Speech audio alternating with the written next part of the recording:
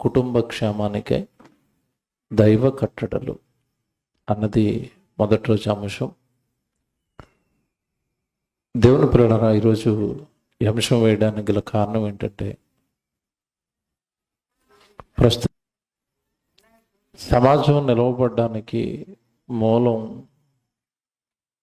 సమాజంలో ఏ వ్యక్తి బాగుండడానికైనా మూలం కుటుంబం అయితే,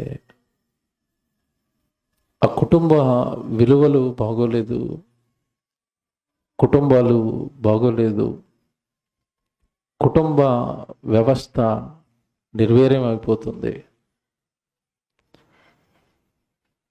ఒక వ్యక్తి సమాజంలోనికి మంచివాడిగా వచ్చాడు అన్నా, ఒక వ్యక్తి చెడ్డవాడిగా వచ్చాడు అన్నా, దానికి మూలం కుటుంబం అవుతుంది. కుటుంబంలో ఉన్నవారు మంచివాళ్ళు అయితే, కుటుంబం మంచిదైతే, దానిలో నుంచి వచ్చే పిల్లలు కూడా సమాజానికి మేలు చేసేవారుగా, విలువలు కలిగిన వారుగా ఉంటారు. కుటుంబంలో ఎప్పుడైతే కలహాలు, కుటుంబం నిండా ఎప్పుడైతే అలజడి, శాంతి, సమాధానం కుటుంబంలో ఎప్పుడైతే కరువు అవుతుందో, కుటుంబంలో ఉన్న ఎవరు కూడా సంతోషంగా ఉండలేరు. దానివల్ల జరిగే ప్రమాదం ఏంటంటే,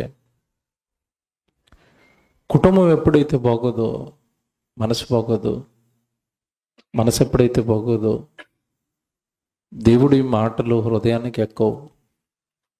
దేవుడు కోరుకున్నట్టుగా జీవించటం, దేవుడు కోరుకున్నట్టుగా బ్రతకటం మనిషికి అసాధ్యమైపోతుంది. ఒక రకంగా చెప్పాలి అంటే, ఆత్మీయ జీవితంలో అభివృద్ధి అనేది ఉండదు. దేవుడిలో ఎదగలేం, దేవుడు కోరుకున్నట్టుగా బ్రతకలేం. దేవుడి ఇష్టాన్ని నెరవేర్చడానికి చాలా ఇరుకులు, ఇబ్బందులు పడవలసి వస్తుంది కుటుంబం బాగున్నప్పుడు. కనుక దేవుని పిల్లలారా, కుటుంబం క్షేమంగా ఉండాలి, కుటుంబం బాగుండాలి అంటే దేవుడు కొన్ని కట్టడలు పెట్టాడు, కొన్ని నియమ నిబంధనలు పెట్టాడు. ఖచ్చితంగా ఈ మీరు వినాలి, పాటించాలి అని రాయించాడు. అవి ఎప్పుడైతే వింటామో, అవి ఎప్పుడైతే పాటిస్తామో, అప్పుడు మన కుటుంబం బాగుంటుంది. బైబిల్ అనగానే చాలామంది ఎలా అర్థం చేసుకున్నారంటే, అదొక మత పుస్తకం, వాళ్ళ మతానికి సంబంధించిన మాటలు అందులో ఉంటాయి అని అనుకున్నారు. కాదండి, బైబిల్ అంటే ఒక వ్యక్తి వ్యక్తిగత జీవితం ఎలా ఉంటే అతడు ఆనందంగా ఉంటాడు, అతనిని కన్న తల్లిదండ్రులు ఆనందంగా ఉంటారు, అతనిని పుట్టించిన మూలం దేవుడు ఆనందంగా ఉండాలి అంటే, అతనిని పుట్టించినందుకు సంతోషపడాలి అంటే, ఒక వ్యక్తి యొక్క వ్యక్తిగత జీవితం ఎలా ఉండాలో బైబిల్ చెప్తుంది, మాట్లాడుతుంది. బైబిల్ అనగానే వ్యక్తిగత జీవితం, భక్తి జీవితం, ఆత్మీయ జీవితం, కుటుంబ జీవితం, సామాజిక జీవితం, మీరు ఏ అంశాన్ని తీసుకున్నా అనర్గళంగా మాట్లాడి మనుషులకు మేలు చేసే గ్రంథం,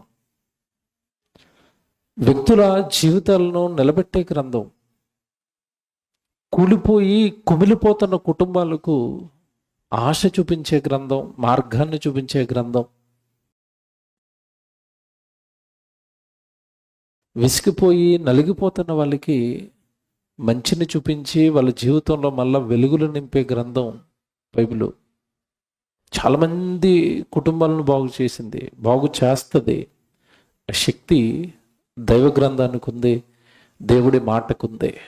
చూపిస్తాను ఇప్పుడు బైబిల్లో నేను అవన్నీ, మీరు చూద్దరు. కానీ ఈరోజండి పిల్లల మనస్తత్వాలు మనం గమనిస్తుంటే, కొన్ని కుటుంబాలలో తల్లిదండ్రుల ప్రవర్తనను బట్టండి పిల్లలు మానసికంగా కుమిలిపోతున్నారండి.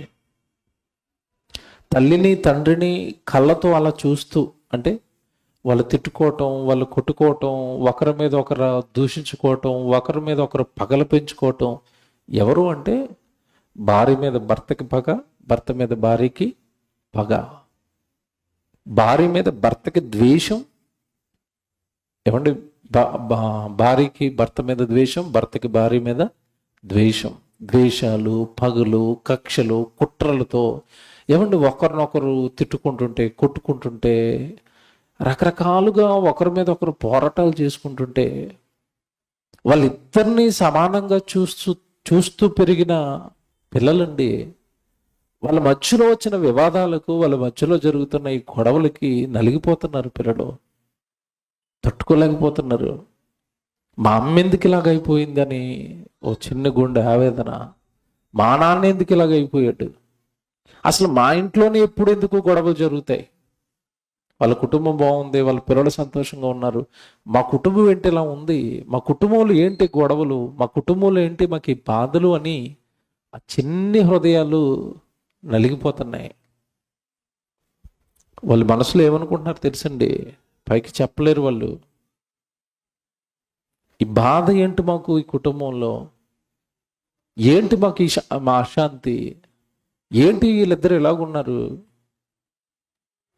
పిల్లోడైతే అంటున్నాడు, నేను పెద్ద దగ్గరేవ్వండి మమ్మీ, నేను పెద్దవనివ్వండి డాడీ, మీ ఇద్దరు పని చెప్తాను, మీ ఇద్దరిని తీసుకెళ్ళి ఓల్డేజ్ హోమ్లో వేసేస్తాను అంటున్నాడు. చిన్నోడాడు ఇంకా. అంటే వీళ్ళు పెట్టి టార్చర్ తట్టుకోలేక, వాళ్ళ గొడవలాడుతుంటే చూసుకోలేక, చూస్తూ ఉండలేక, నేను పెద్ద అయిన తర్వాత మీరు నా కళ్ళ ముందు ఉండడానికి కుదరదు, మీ బాధ నేను తట్టుకోలేకపోతున్నాను అంటున్నాడు. ఏంటి పసిపిల్లలతో ఇలాంటి మాటలు మాట్లాడించుకునే దేనస్థితికి కుటుంబం జారిపోయిందా? భార్య జారిపోయాడా, భర్త జారిపోయాడా అంటే జారిపోయారండి. కారణం ఏంటి తెలుసా? కారణం ఒకటే, భార్య భర్త ఎప్పుడవుతారు అంటే వివాహం అయిన తర్వాత. ఆ వివాహ వ్యవస్థను భూమి మీద ప్రవేశపెట్టింది ఎవరు చెప్పండి? వివాహాలు చేసుకోవాలి మనుషులు అని వివాహం అనే ఒక వ్యవస్థను భూమి మీద ప్రవేశపెట్టింది ఎవరు? దేవుడు. దేవుడు వివాహ వ్యవస్థను ప్రవేశపెట్టినప్పుడు, వివాహ వ్యవస్థలోనికి స్త్రీని పురుషుని తీసుకొచ్చినప్పుడు, ఆ వివాహ వ్యవస్థ లేదా భార్య ఎలా ఉండాలి, భర్త ఎలా ఉండాలో దేవుడు చెబుతాడా చెప్పడా? చెబుతాడు. కానీ స్త్రీ పురుషులు ఎలా ఆలోచించారంటే, పెళ్ళికి దేవుడు కావాలి అంటే పాస్టర్ గారు కావాలి, చర్చ్ కావాలి. దేనికి? పెళ్లి చేయడానికి. పెళ్లి చేయడానికి పాస్టర్ గారు కావాలి, పెళ్లి చేయడానికి సంఘం కావాలి, పెళ్లి చేయడానికి చర్చ్ కావాలి. కాపురం చేయడానికి దేవుడు అవసరం లేదా? దేవుడు మాటలు అవసరం లేదా? దేవుడు జ్ఞానం అవసరం లేదా? దేవుడు కోరుకున్నట్టుగానే మేమిద్దరం బ్రతుకుతున్నామా లేదా అని దేవుడు వాక్యాన్ని కళ్ళ ముందు పెట్టుకోరు. అయిపోయింది. పెళ్ళి అయ్యే వరకే దేవుడితో మాకు. పెళ్ళి అయిపోయింది అంటే ఇంకంతే, మా ఇష్టం, మా జీవితం. నేను ఆవిడతో నా ఇష్టానుసారంగా ప్రవర్తిస్తాను. నేను భర్తని, నాకు నువ్వు ఎదురు చెప్పకూడదు. భర్త కొడుతూ ఉంటాడు. భార్య అంటది, నేనేమన్నా నీకు ఎంత బానిసనా, వచ్చేటప్పుడు 5 లక్షలు కట్నం పట్టుకొని వచ్చాను అంటది ఆవిడ. చూసారా? ఈయన గొప్పలు ఈయన చెప్పుకుంటున్నాడు, ఆవిడ గొప్పలు ఆవిడ చెప్పుకుంటుంది. వీళ్ళిద్దరి మధ్యలో ఎప్పుడు ఫైట్ అనండి. కారణం ఏంటంటే, జతపరిచింది దేవుడు అని, మా ఇద్దరికి కొన్ని కట్టడలు ఉన్నాయని, నా విధులు నా కట్టడలు దేవుడి పక్షాన నేను పాటించాలి అని భర్తకే లేదు. దేవుడు నాకు కొన్ని విధులు ఇచ్చాడు, ఆ విధుల ప్రకారం నేను భర్తతో ఉండాలి, లేదంటే అత్తవారి కుటుంబంతో నేను ఉండాలి అని భార్యకు లేదు. ఏమంటే ఇద్దరు దేవుడిచ్చిన కట్టడలు పట్టించుకోకపోవటం వల్ల అసలు దేవుడు కట్టడలు ఇచ్చాడన్న సంగతి కూడా కొంతమందికి తెలీదు.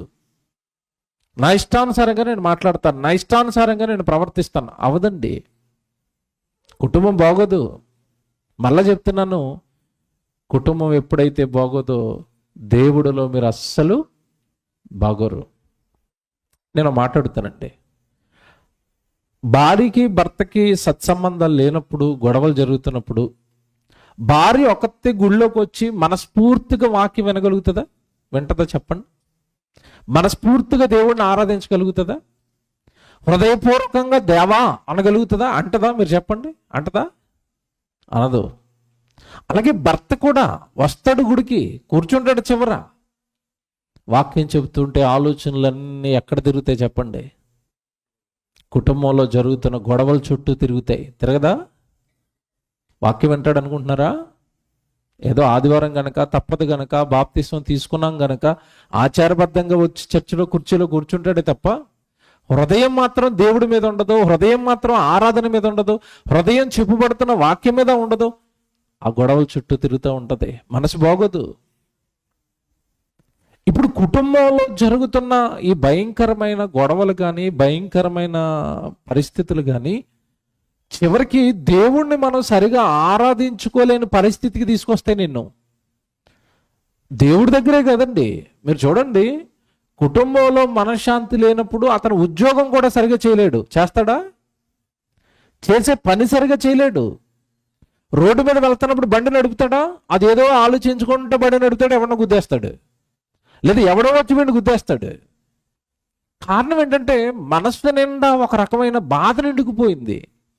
మనస్సు నిండా మేము ఎందుకు ఇలాగ ఉన్నాము, మా మధ్యలో ఏంటి గొడవలు, మాకేంటి ఈ మనశ్శాంతి లేని కుటుంబం ఏంటి, సరిగా తినరు, సరిగా త్రాగరు, సరిగా నిద్రపోరు. ఏమండి, ఎందుకు ఎంత దారుణమైన పరిస్థితులు తెచ్చుకున్నది మానవ జాతి? ఏంటి కుటుంబాలు ఇలా చితికిపోయాయి అంటే, కుటుంబానికి దేవుడిచ్చిన కట్టడలు చాలా బాగున్నాయి బైబిల్లో. చదువుకోలేదు ఎప్పుడు, చదువుకున్న నాకని ఎప్పుడు అనుకోలేదు, నేను పాటించాలని ఎప్పుడు అనుకోలేదు.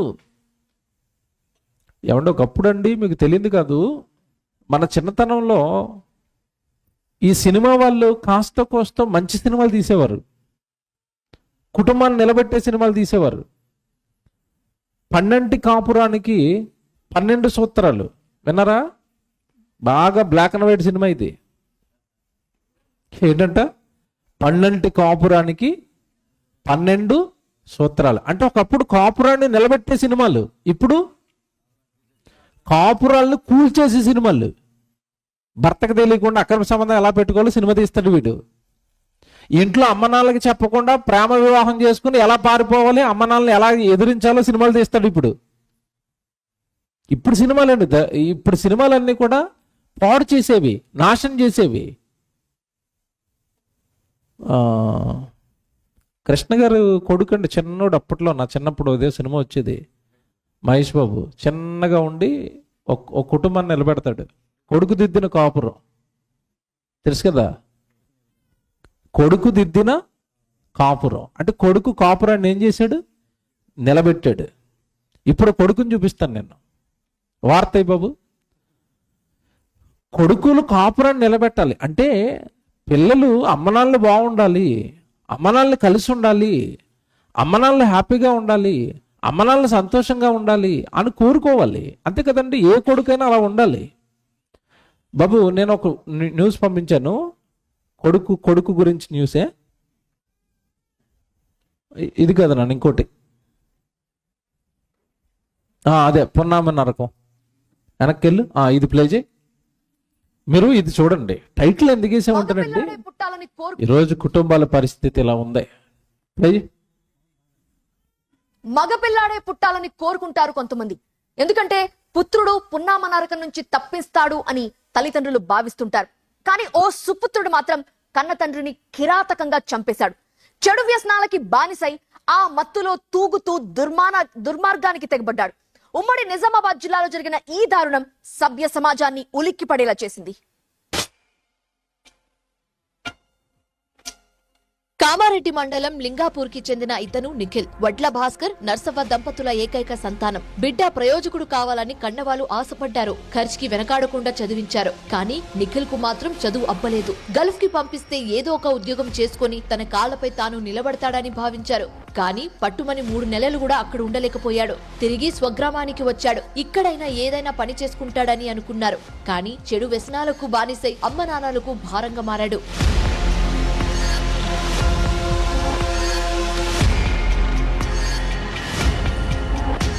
నిఖిల్ తీరుతో తల్లిదండ్రులు చాలా బాధపడ్డారు. చెడు అలవాట్లకు దూరంగా ఉండాలని సర్ది చెప్పారు. కానీ నిఖిల్ మాత్రం వాళ్ళ మాటల్ని చెవికెక్కించుకోలేదు. నిన్న రాత్రి కూడా మద్యం తాగి తండ్రితో గొడవ పడ్డాడు. ప్రశ్నించినందుకు రాడ్ తో దాడికి తెగబడ్డాడు. దాడిలో తీవ్ర గాయాలైన భాస్కర్ ను స్థానిక ఆసుపత్రికి తరలించారు. కానీ అప్పటికే పరిస్థితి విషమించి చనిపోయాడు. పోయి అంత కచ్చుకున్నాం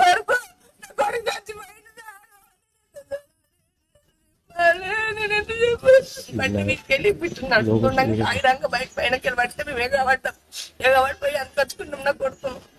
మేమేమని లేము. నేను మంచి ఉంచుకున్నాం. వచ్చినాక ఆయన టీవీ వాళ్ళకి వచ్చిండు. అక్కడ ఇట్లా కూర్చున్నాయో తెలియదు సార్ నాకు. నేను ఆయన పండుకున్నాను నిలబెట్టింది. తెల్లని చూసే వరకు తింటాను. చాలు నాన్న, ఆన్ చేయండి, లైట్లు వెలిగించండి.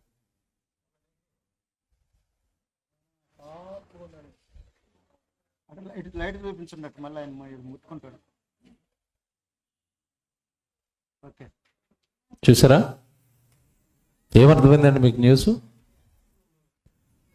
చెడు వ్యసనాలకు బానిసై కన్న తండ్రిని కన్న కొడుకు కిరాతకంగా నరికి చంపాడు. తల్లి చూసారు ఎలాగ ఏడుతుందో. చాలామంది తల్లులు ఏడుస్తున్నారు, తండ్రులు ఏడుస్తున్నారు, పిల్లలు ఏడుస్తున్నారు. ఏంటి అసలు ఈరోజు అండి ఏ న్యూస్ మీరు పెట్టండి, న్యూస్లు మీరు పెట్టండి, మీకు తెలియదు కాదు కదా. మీరు ఏ రోజు టీవీలో న్యూస్ చూసినా కనీసం 4-5 అక్రమ సంబంధాలు కనపడతాయి. మీకు కనపడుతున్నాయా? భర్తను చంపేసిన భార్య, భార్యను చంపేసిన భర్త వినపడటం లేదా మీకు? ఇదేంటండి, భర్తలను చంపేసుకోవటం ఏంటి, భార్యలను చంపేసుకోవటం ఏంటి, పిల్లలు తల్లిదండ్రులను చంపేయటం ఏంటి, తల్లిదండ్రులు పిల్లలను చంపేయటం ఏంటి? కుటుంబాలు ఏంటి ఎలాగయ్యాయి? ఎందుకు ఇలా మారిపోయాయండి కుటుంబాలు? మీకు తెలియదు కాదు, ఇదే మన జిల్లాయే ఖమ్మం ప్రాంతంలో ముసలి తల్లి అండి, వృద్ధాప్యానికి వచ్చింది తల్లి. కొడుకు ఆస్తి పంచమంటున్నాడు అని వృద్ధురాలైపోయిన తల్లండి మిగతా కొడుకుల సహాయంతో చిన్న కొడుకుని నరికించేసింది. చిన్న కొడుకుని నరికించండి, సిమెంట్ బస్తాలలో పేర్చి చెరువు దగ్గర పడేయించేసింది, ముక్కలు చేసి శవాన్ని. తల్లి ఇక్కడేమో వీడి కొడుకు.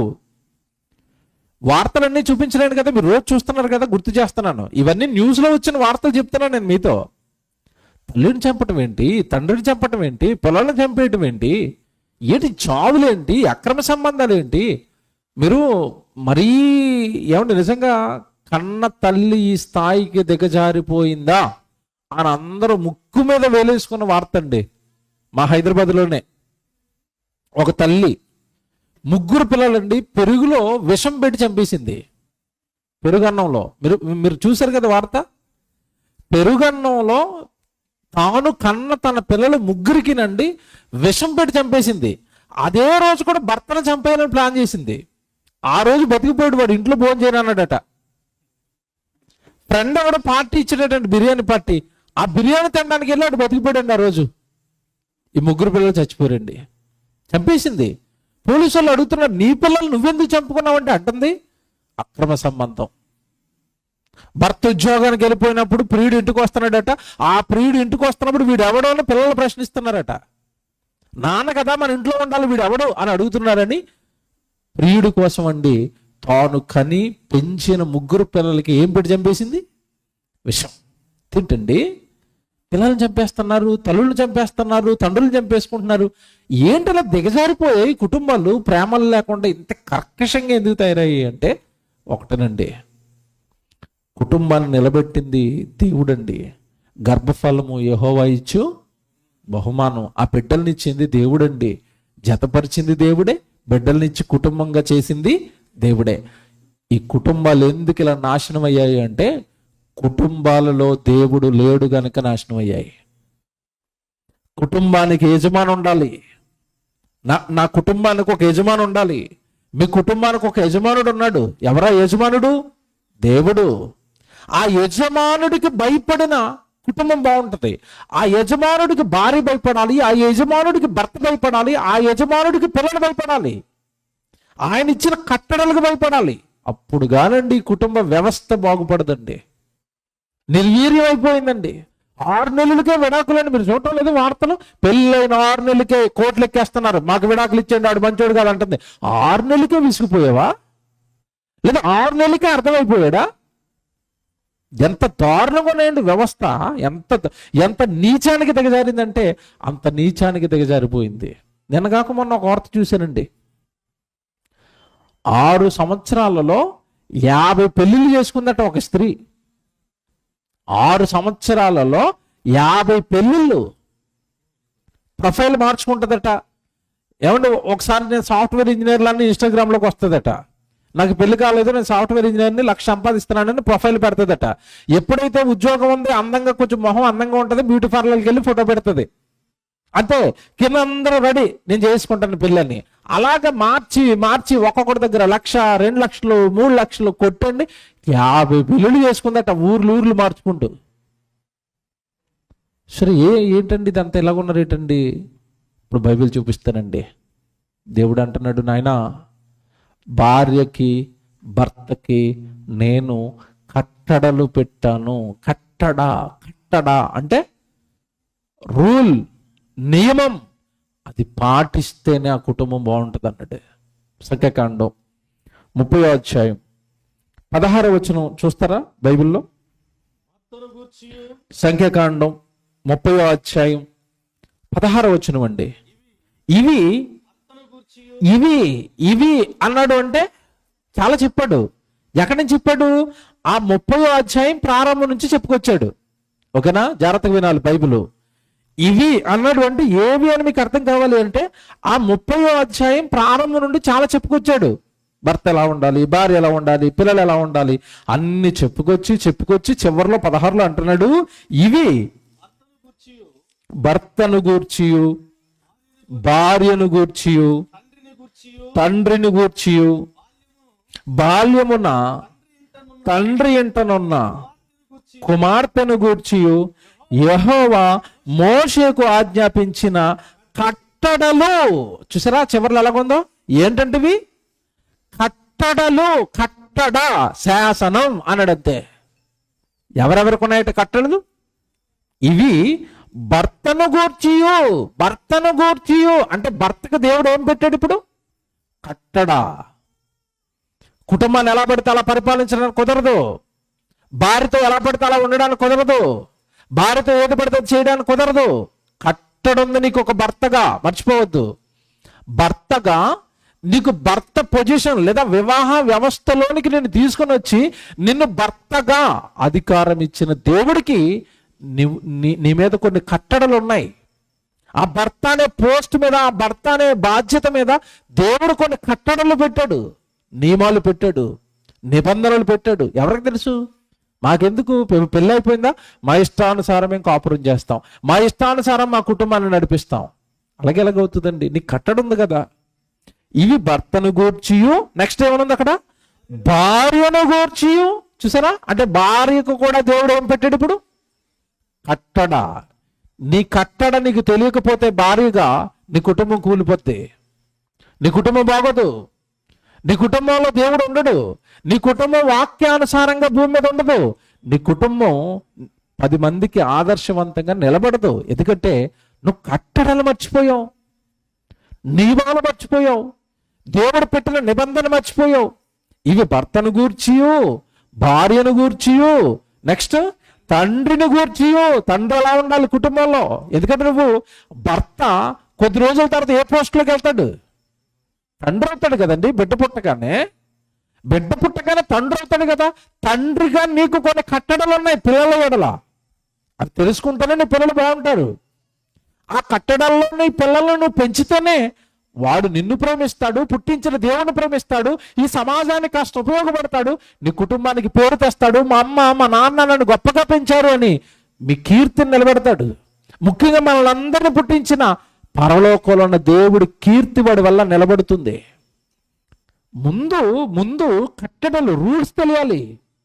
ఇప్పుడు ఎంత బాగా రాశాడంటే భర్తను గూర్చియు భార్యను గూర్చియు తండ్రిని గూర్చియు, తండ్రి ఇంటనే పెరిగిన కుమార్తె అంటే పిల్లలకు కూడా కట్టడలు ఉన్నాయట. కుమార్తె అనగానే తన గర్భాన్ని పుట్టిన కుమార్తె, ఆడబిడ్డ ఎలా ఉండాలి, పిల్లలు ఎలా ఉండాలి, ఇన్స్టాగ్రామ్లో ఏదో పోస్ట్ చూస్తారు, లేదంటే టీవీలో ఏదో పిల్లలు ఎలా ఉన్నారో చూస్తారు, అలాగే వీళ్ళు ఇంట్లో ప్రవర్తిస్తూ ఉంటారు.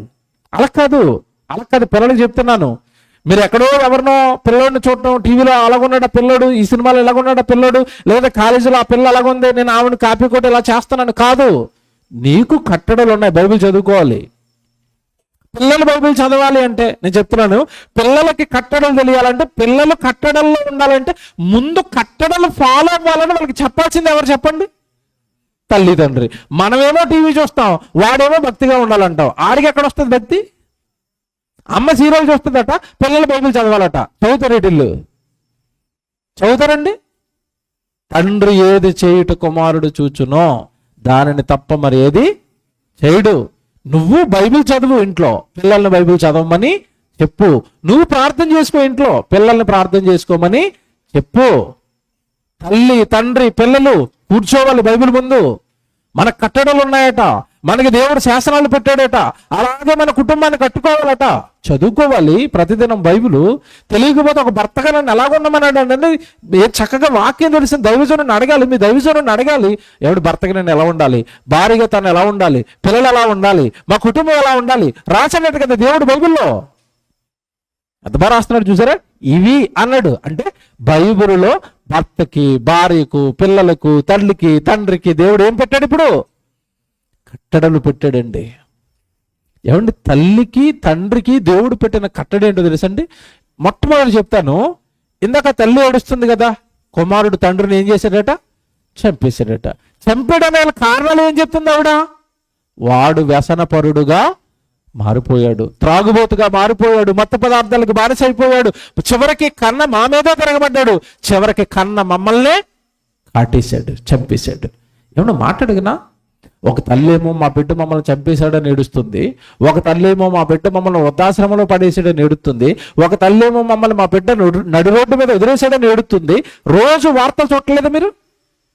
మమ్మల్ని వృద్ధాశ్రమంలో పడేశారని ఒక తండ్రి తల్లి ఏడవటం, మమ్మల్ని నడి రోడ్డు మీద వదిలేశారని ఏడవటం, ఇదిగో భార్య మాట విని మమ్మల్ని ఇంట్లోంచి గెంటేశాడు, ఈ రోజు మాకు తినడానికి తిండి లేదు, కట్టుకోవడానికి బట్టలు లేవు, మేము వాడిని కన్నాము పెంచాము, ఈ రోజు వాడు మమ్మల్ని నడి రోడ్డు మీద గెంటాడు అని ఎంతమంది తల్లిదండ్రులు అండి ఈ రోజు ఏడవటం లేదా? మీకు కనపడటం లేదండి? కనబడుతున్నారు. నేను అడుగుతున్న ప్రశ్న ఏంటంటే, అసలు పిల్లలు అలా ఎందుకు తయారయ్యారు? నిన్నెందుకు బయట గెంటేశారు వాళ్ళు? అసలు నిన్నెందుకు ప్రేమించటం లేదు, నిన్నెందుకు గౌరవించటం లేదంటే నువ్వు ఒక తప్పు చేశావు. నేను నిజంగా చెప్తున్నానండి, ఇది కొంతమందికి నచ్చుతుంది, కొంతమంది నచ్చకపోవచ్చు. ఎవడు మనుషులకు నచ్చవలసిన అవసరం లేదండి. నేను మాట చెప్పనా, వృద్ధాశ్రమంలో పడి ఒక తల్లి తండ్రి ఏడుస్తున్నాడంటే ప్రపంచం అంతా వాళ్ళ మీద జాలి పడుతుందండి. నేను మాత్రం ఏమంటాను తెలుసా? మీరు తప్పు చేశారు, మీరు చేసిన తప్పే మీ నెత్తి మీదకి వచ్చిందంటాను నేను. మీరు చేసిన తప్పుకే మీరు శిక్ష అనుభవిస్తున్నారు అంటాను నేను. ఏంటంటే వాళ్ళు చేసిన తప్పు? కట్టడ మీరారు మీరు పిల్లల విషయంలో, కట్టడ మీరారు మీరు పిల్లల విషయంలో. ఏంటి కట్టడ? సామెతల గ్రంథం తీయండి. ఏమంటే తల్లికి తండ్రికి దేవుడు ఎలాంటి కట్టడ పెట్టాడో ఒక మాట చూపిస్తాను మీకు. సామెతల గ్రంథం 1వ అధ్యాయము 8వ వచనం చూద్దామా? 8వ వచనం అందరు చూడండి బైబిల్లో. సామెతల గ్రంథం 1వ అధ్యాయము 8వ వచనం. నా కుమారుడా, నా కొడుకా, నేను నా కొడుకును పట్టుకెళ్ళి వాళ్ళ కొడుకుని చేశాను, నా కుమార్తెను పట్టుకెళ్ళి వాళ్ళకు కుమార్తెగా మార్చాను నరులకి. ఇప్పుడు తల్లిగా తండ్రిగా వాళ్ళు మారడానికి గల కారణం ఏంటంటే, నా కుమారుణ్ణి నా కుమార్తెని వాళ్ళ చేతుల్లో పెట్టాను, తల్లి చేతుల్లో తండ్రి చేతుల్లో. Very good. ఇప్పుడు వాళ్ళు ఏం చేయాలి అంటే, తల్లి తండ్రి, నా కుమారుడా నీ తండ్రి ఉపదేశమును ఆలకింపుము అన్నాడు. తండ్రట కుమారుడికి ఏం చేయాలట? ఉపదేశం. ఉపదేశం అంటే ప్రసంగాలు చెయ్యాలి, వాక్యోపదేశం, వాక్యాన్ని ఉపదేశించాలి. ఎవరికి ఉపదేశించాలి చెప్పండి? మొదట తండ్రి బిడ్డలకు వాక్యాన్ని ఉపదేశించాలి. పిల్లలందరినేనండి, కొంతమంది రండి, అందరూ కాదు, కొంతమంది అసలు పంపరు. చాలా మంది పిల్లల్ని ఎక్కడ పంపిస్తారంటే సండే స్కూల్కి పంపించి మా పిల్లల్ని భక్తుడిని చేసేయండి. ఏంటి, వారానికి ఒక రోజు ఒక అరగంట సండే స్కూల్కి వెళ్తే భక్తుడు అయిపోతాడా? అబ్రాహం అయిపోతున్నాడు. ఇంట్లో ఏం చేస్తున్నారు మీరు? మేము ఇంట్లో టీవీ చూపిస్తామండి, మేము ఇంట్లో ఆడుకోవడానికి సెల్ ఫోన్లో గేమ్స్ ఆడుకోవడానికి సెల్ ఫోన్ ఇస్తామండి, మీరు మాత్రం గుళ్ళో ఏం నడిపోయాలి? భక్తుడైపోతారండి? నేను మాట్లాడుతాను, మీరు పిల్లల్ని స్కూల్కి వారానికి ఒకరోజు పంపిస్తారా, వారం అంతా పంపిస్తారా? స్కూల్కి ఎప్పుడెప్పుడు పంపుతారని అడుగుతున్నాను. వారం అంతా స్కూల్కి పంపిస్తే వాడు 4-3 పరీక్షలు ఫెయిల్ అయిపోతాడు. ఏమంటే వారంలో 1 గంట సేపు సండే స్కూల్కి పంపి మా ఓడు భక్తుడైపోవాలి, అయిపోతాడా? అవడు. వాడు భక్తుడిగా తీర్చిదిద్దబడాలి అంటే వాడికి కాస్త దేవుడు, ప్రేమ, తల్లి, తండ్రి, గౌరవము, మర్యాద ఇవన్నీ వాడికి రావాలి అంటే ఎంత బాగా రాస్తాడు చూసారా 8వ వచనం ప్రారంభంలో, నా కుమారుడా నీ తండ్రి ఉపదేశమును ఆలకింపుము, నీ తల్లి చెప్పు బోధను. బాబా మాట చూసారా? తల్లి ఏం చేయాలంటే బిడ్డకి బోధ, తండ్రి ఉపదేశం చెయ్యాలి, తల్లి బోధ చెయ్యాలి. పిల్లల్ని కళ్ళ ముందు కూర్చోబెట్టుకుని, ఇంట్లోని కళ్ళ ముందును కూర్చోబెట్టుకుని తల్లి తండ్రి బిడ్డలకి ఏం చేయాలట? బోధ. బోధిస్తే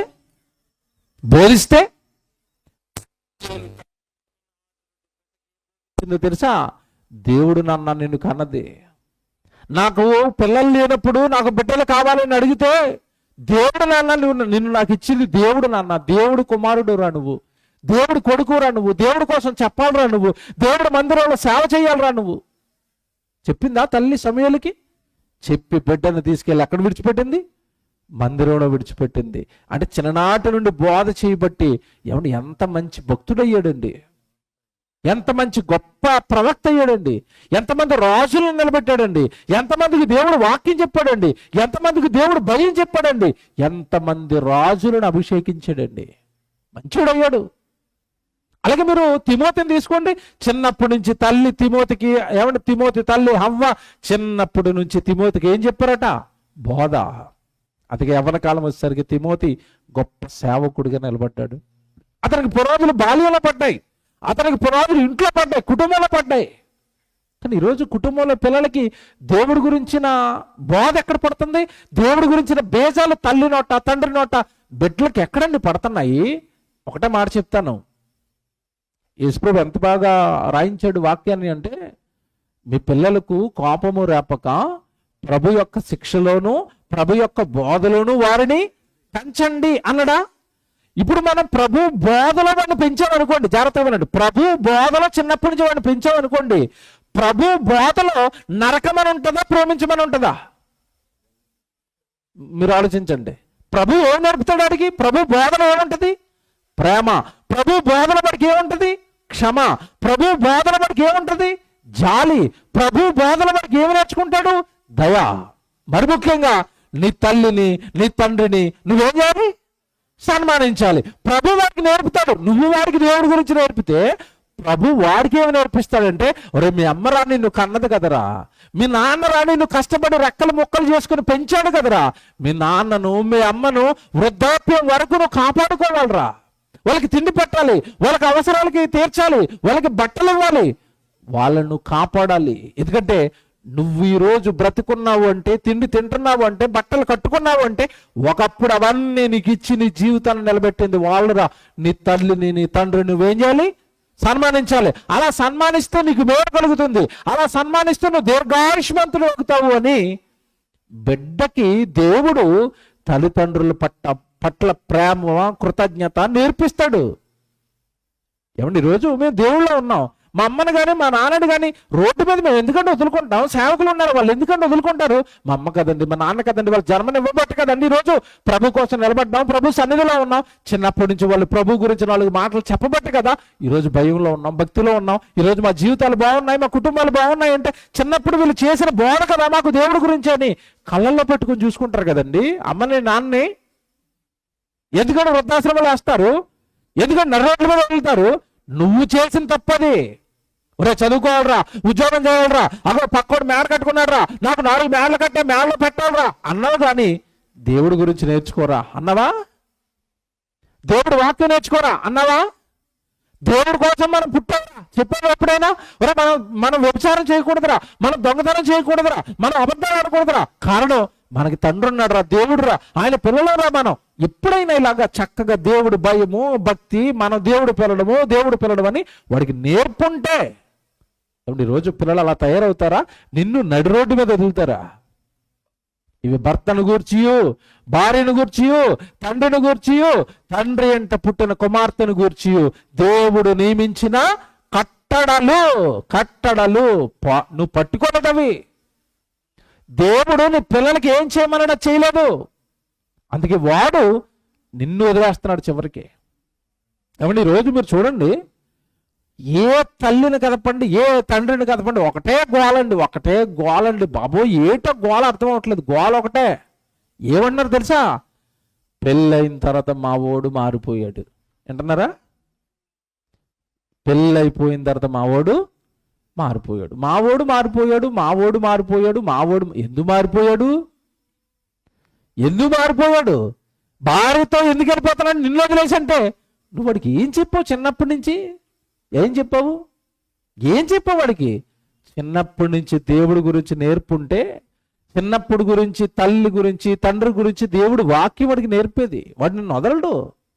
వాక్యంలో ఉన్నవాడు వదలడండి. దేవుళ్ళో పెరిగిన బిడ్డ వదులుకోడండి. అమ్మనే నాన్నని ఎందుకు వదిలేసి వెళ్ళిపోతున్నాడంటే నువ్వు నేర్పిందే నేను ఎత్తి మీదకి వచ్చింది. మొన్న ఒక వీడియో చూశానండి, ఎంత బాగుందంటే వీడియో అది. ఒక చిన్న పిల్ల వాళ్ళ తాతని ఏమంటే వాళ్ళ నాయనమ్మని వాళ్ళ అమ్మ బయట అరుగు మీద కూర్చోబెట్టేసింది, ఇంట్లోకి రానివ్వట్లేదు. వాళ్ళు ఏమైనా అడుగుతుంటే దూరం నుంచి పట్టుకెళ్ళి అలా వేసేస్తుంది. ఇంట్లో మిగిలిపోయినవి, ఇంట్లో మురిగిపోయినవి వాళ్ళకి పెడుతుంది, మంచి పెట్టడం లేదు. ఇవన్నీ ఎవరు చూస్తున్నారు తెలుసా? ఈ చిన్న పాప చూస్తుంది. అంటే వాళ్ళ పిల్ల చూస్తుంది, వాళ్ళ తాతకి మామకి వాళ్ళ అమ్మ ఏం చేస్తుందో ఈ చిన్నపిల్ల చూస్తుంది, అన్నీ చూస్తుంది అలాగా. ఓ రోజు పాపం బయట నుంచి ముసలావిడ ఆయాసంతో నాకు మంచినీళ్ళు అని అడిగింది.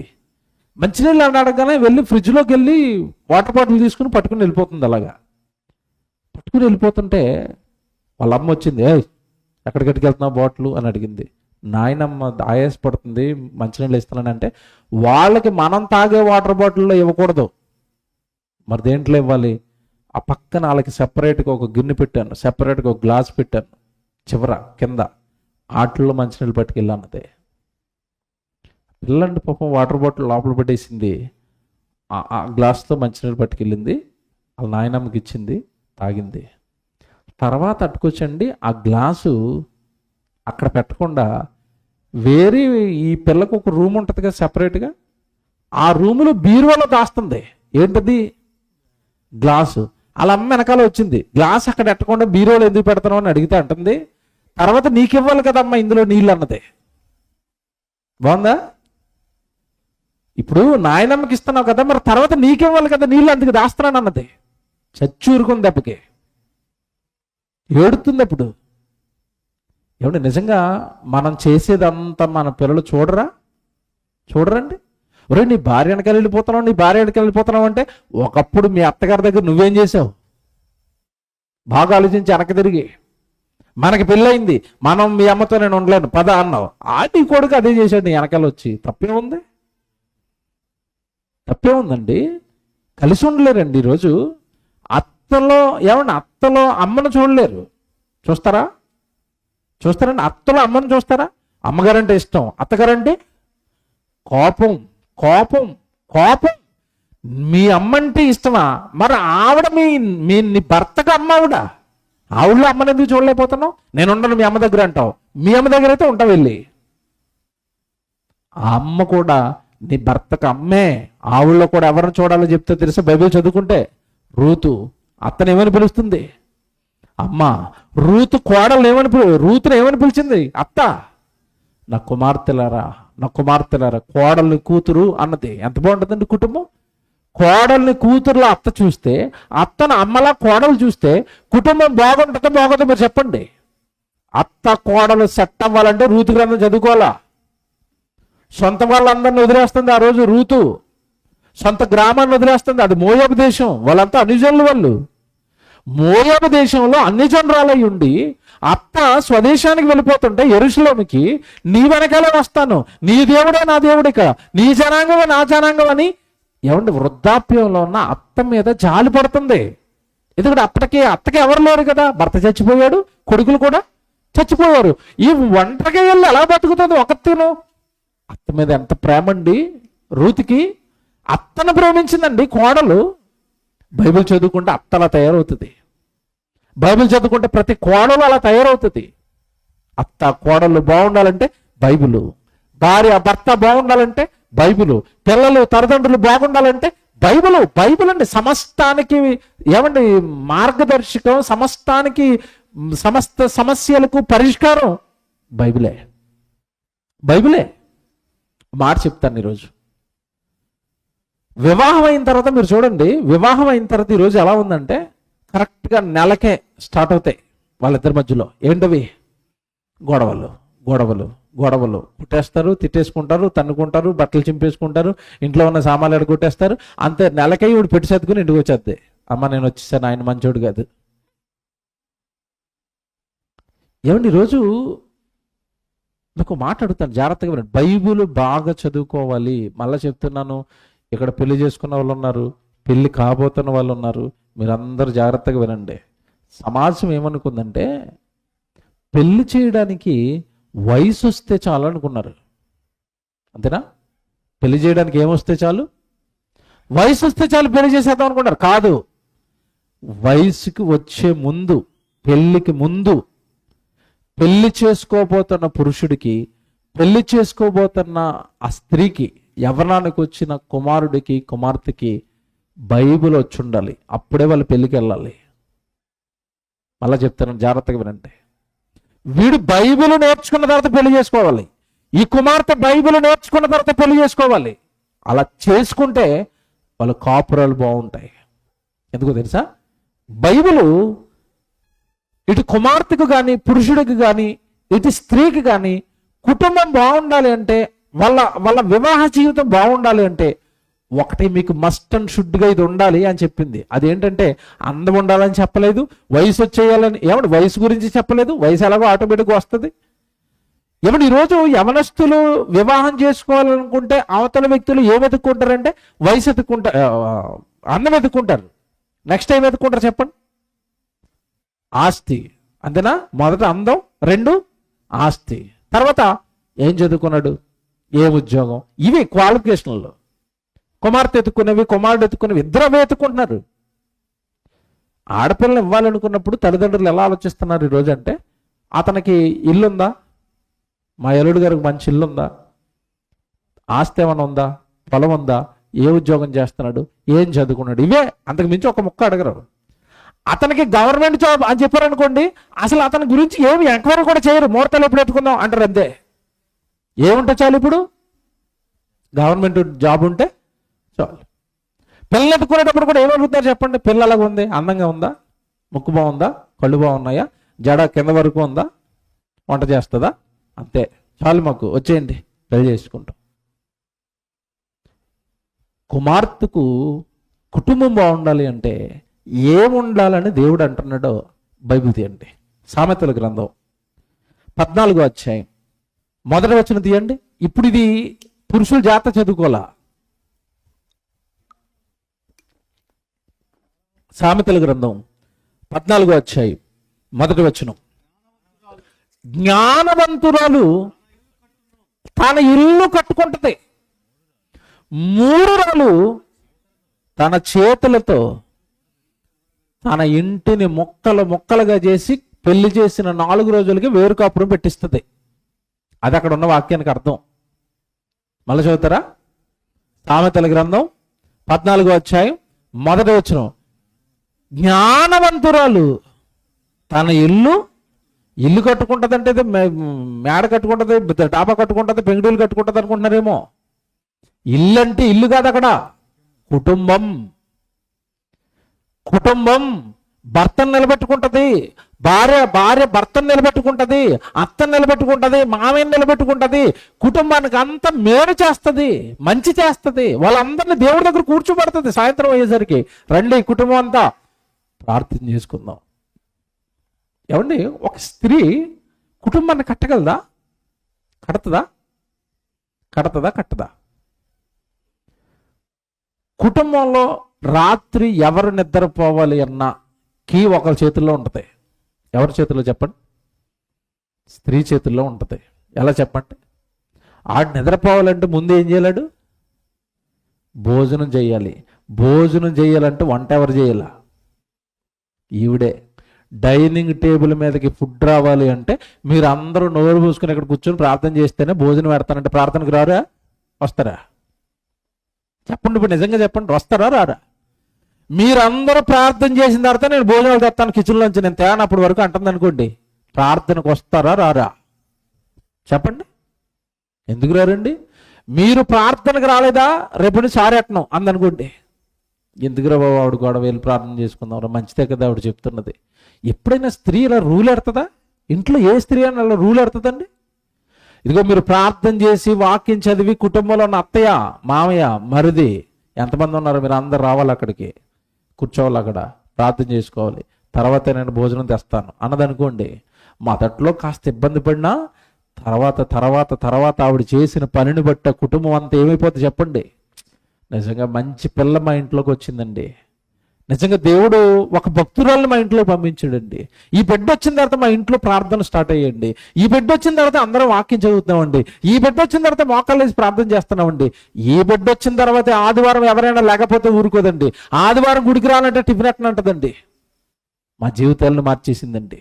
మారుస్తుందా మార్చలేదా? మీరు చెప్పండి, ఒక బిడ్డ మారుస్తుందా మార్చదా? ఎంత కండిషన్గా కుటుంబాన్ని కట్టుకోవాలి అంటే ముందు ఆ బిడ్డకే ఉండాలట జ్ఞానవంతురాలు.